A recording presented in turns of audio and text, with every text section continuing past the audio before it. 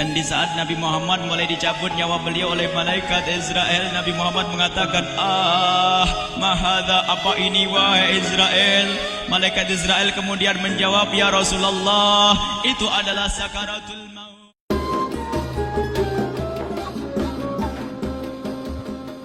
Malaikat Jibril berkata, ya Rasulullah, di depan ada malaikat Israel mau masuk. Kata Rasulullah, boleh masuk, silakan. Kemudian malaikat Israel mengucapkan salam, dan setelah mengucapkan salam, malaikat Israel menawarkan, ya Rasulullah, aku disuruh oleh Allah untuk mencabut nyawamu atau membiarkan engkau. Dalam riwayat, aku disuruh oleh Allah untuk memberikan pilihan kepadamu, al-baqa' fid dunya, tetap di dunia, atau ar-rafiqal a'la, atau dengan Allah. Nabi Muhammad menjawab, ar-rafiqal a'la, dengan Allah. Kemudian setelah itu Nabi Muhammad berdoa agar umatnya selamat. Setelah ada jaminan umatnya selamat, malaikat Israel, sudahlah, cabut nyawaku kalau memang sudah waktuku. Mulailah Nabi Muhammad dicabut nyawa beliau oleh malaikat Israel. Dan di saat Nabi Muhammad mulai dicabut nyawa beliau oleh malaikat Israel, Nabi Muhammad mengatakan, mahadha, apa ini wahai Israel? Malaikat Israel kemudian menjawab, ya Rasulullah, itu adalah sakaratul maut, itu adalah sakitnya di dalam kematian. Kemudian Nabi Muhammad mengangkat tangannya sambil berucap, la ilaha illallah, inna lil mauti la sakarat, tidak ada Tuhan selain Allah, sungguh di dalam kematian ada sakitnya, sakit kematian, yaitu sakaratul maut. Kemudian Nabi Muhammad memohon, ya Allah, Allahumma khafif alayya sakaratul maut, ya Allah, ringankan sakaratul mautku ini, ya Allah. Dijawab oleh malaikat Israel, ya Rasulullah, itu sudah aku ringankan 70 kali. Nabi Muhammad menoleh, apa malaikat Israel? Sudah kau ringankan 70 kali keringanan? Iya ya Rasulullah, sungguh aku tidak pernah mencabut seorang hamba lebih lembut dari cara mencabut nyawamu. Ini sudah aku ringankan 70 kali. Setelah itu justru Nabi Muhammad menangis, Israel, 70 kali rasanya masih sakit. Iya ya Rasulullah, memang itu sakaratul maut. Lalu bagaimana engkau mencabut umatku, wahai Israel? Allah, yang diingat siapa? Umat. Kalau engkau mencabutku dengan ringan seperti ini masih sakit, bagaimana engkau mencabut umatku, ya Israel? Dijawab oleh malaikat Israel, umatmu manusia biasa, ya aku cabut. Ya Rasulullah, begitu saja. Ya sudah, begitu. Nabi Muhammad menangis. Tiba-tiba Nabi Muhammad mengangkat tangan dan memohon kepada Allah, Allah, Allah, inna lil mauti la sakarat, la ilaha illallah, inna lil mauti la sakarat, sungguh di dalam kematian ada sakaratul maut. Allahumma khaffif ala ummati sakarat maut, ya Allah, ringankan dari umatku sakaratul maut, wa thaqqil alayya, dan bebankan kepadaku. Sampai tidak sadar doanya Nabi Muhammad seperti itu. Thaqqil alayya itu doa cinta. Seorang ibu yang pernah punya anak, tuh lihat kalau doa Rasulullah ini masih diragukan. Bagaimana Rasulullah bisa doa begitu? Itu bahasa cinta yang tidak bisa diterjemahkan dengan oleh akal. Seorang ibu kadang-kadang, ibu yang di belakang, ibu mau dikasih sakit oleh Allah? Mau, Bu? Ibu jauh sekali. Ibu mau dikasih sakit? Jawabnya tidak mau. Tapi suatu ketika seorang ibu melihat anaknya sakit, ngomong, sudahlah nak, jangan kamu yang sakit, biar ibu yang sakit. Ada atau tidak? Kenapa ngomong begitu? Itu bahasa cinta itu. Tidak rela kalau anak ini sakit, biar aku saja yang sakit. Itu yang dirasakan Rasulullah. Sakaratul maut begitu sakitnya, membayangkan betapa sakitnya umat Nabi Muhammad di saat dicabut nyawa beliau. Maka Rasulullah mengatakan, ya Allah, ringankan sakaratul maut dari umatku, bebankan kepadaku saja, ya Allah. Wala sawfa yu'tika fatarda. Permintaan Nabi Muhammad tidak ditolak oleh Allah, dikabul dan dikabul, wahai Muhammad. Sallu ala Nabi Muhammad.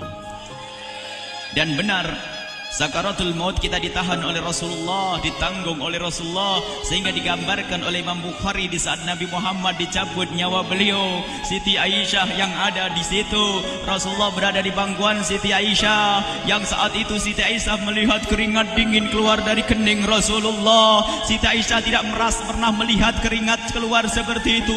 Bahkan di saat dipegang kepala Rasulullah, panasnya melebihi dari panasnya orang biasa. Setiap kali ada kain dicelupkan di air, ditempelkan di kening Rasulullah langsung mengering.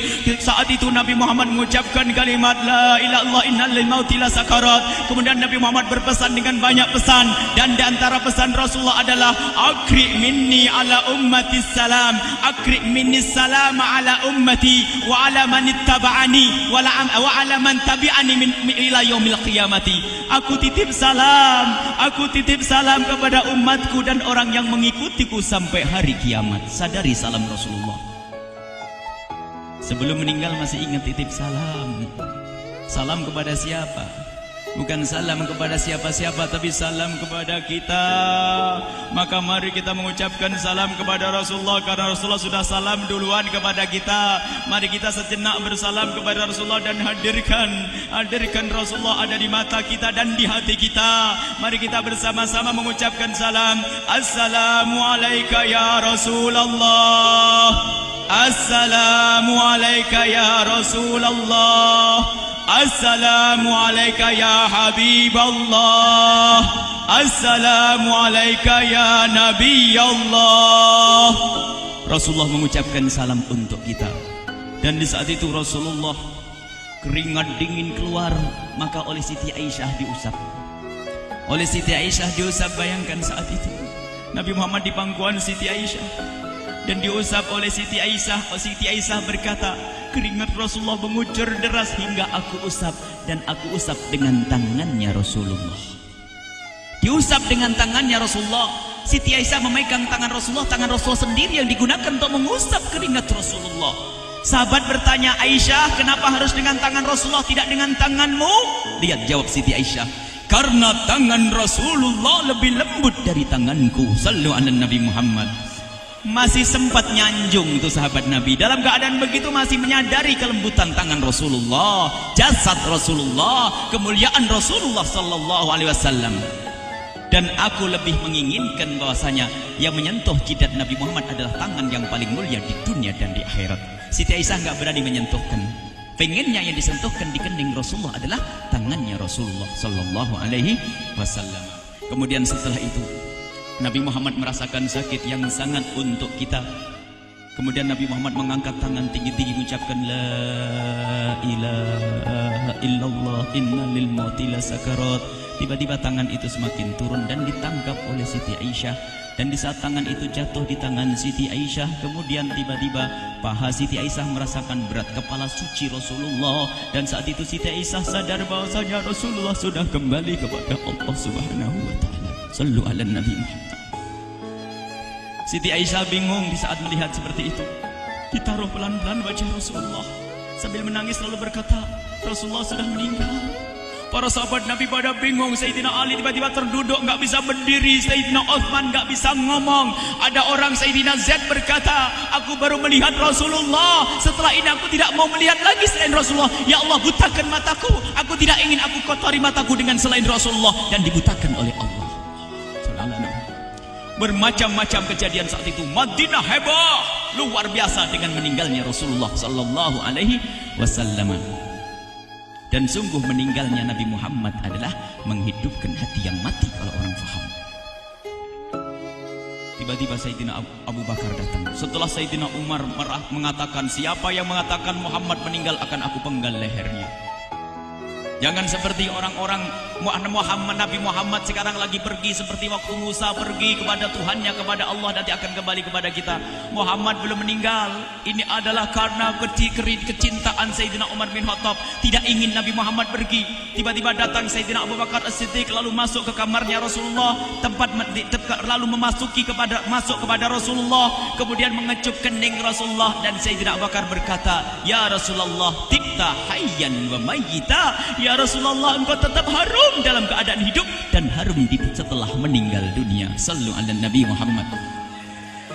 Hingga sampai setelah hari besoknya meninggal Rasulullah, Senin sore, Selasa malam, Rabu dikubur Rasulullah sallallahu alaihi wasallam. Setelah dikubur, Sayyidat Fatimah bertanya kepada Sayyidina Abdullah ibn Abbas, Sayyidina Anas, wahai Anas, hai Anas, sambil menangis Sayyidat Fatimah Zahra, hai Anas, bagaimana engkau tega? Atabat anfusukum an tahtu ra'sa Rasulillah.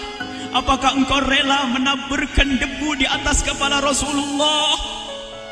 Sayyidina Anas menangis kaget, ya wahai binta Rasulullah, kalau kami tidak dilupakan oleh Allah, niscaya tidak ada yang bisa mengubur Rasulullah. Jadi saat itu dilupakan oleh Allah, sehingga mereka tidak menyadari melakukan itu semua. Kalau mereka sadar, tidak akan bisa mengubur Rasulullah sallallahu alaihi wasallam.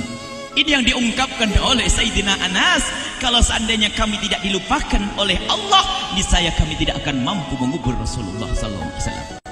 Kami yang hadir di sini, ya Allah, ingin senantiasa hadir di hati kami kekasih-Mu Nabi Muhammad. Maka kami mohon, ya Allah, jadikan kekasih-Mu Nabi Muhammad yang akan, ya Allah, yang akan mendampingi kami kelak saat Kau cabut nyawa kami, seperti yang Kau wahyukan kepada kekasih-Mu Nabi Muhammad. Wa absyiru bil jannati, semua hamba yang beriman akan menyaksikan surga, ya di saat dicabut nyawa mereka. Dan surga, di tempat surga itu yang paling mulia adalah Nabi Muhammad. Maka kami mohon, ya Allah, saat Kau cabut nyawa kami, ya Allah, hadirkan Nabi Muhammad di hati kami, ya Allah. Dan kami mohon, ya Allah, saat di alam barzah nanti, ya Allah, saat yang sangat mengerikan itu, ya Allah, kami mohon hadirkan kekasih-Mu Nabi Muhammad, sehingga kami tidak takut dan gentar lagi dengan malaikat mungkar nakir. Dan ya Allah, kami mohon di saat di padang mahsyar nanti, ya Allah, hadirkan kekasih-Mu Nabi Muhammad. Jadikanlah kekasih-Mu Nabi Muhammad yang akan menemani kami dan akan membonceng kami, membawa kami ke telaga Kausar. Lalu kami diberi air minum dari air telaga Kausar hingga kami tidak akan haus selama-lamanya. Ya Allah, jadikan kekasih-Mu Nabi Muhammad yang akan menemani kami di saat kami menyeberang Siratal Mustaqim hingga kami tidak akan terjerumus ke neraka Jahanam. Dan jadikan kekasih-Mu Nabi Muhammad yang akan kami saksikan setiap saat di surga-Mu, ya Allah. Ya Allah, jadikan kekasih-Mu Nabi Muhammad yang senantiasa, ya Allah, kami lihat kelak di surga. Dan jadikan ucapan kami di akhir hayat kami kelak adalah, ya Allah, adalah kalimat agung dan mulia, La ilaha illallah Muhammadur Rasulullah. La ilaha illallah Muhammadur Rasulullah. La ilaha illallah.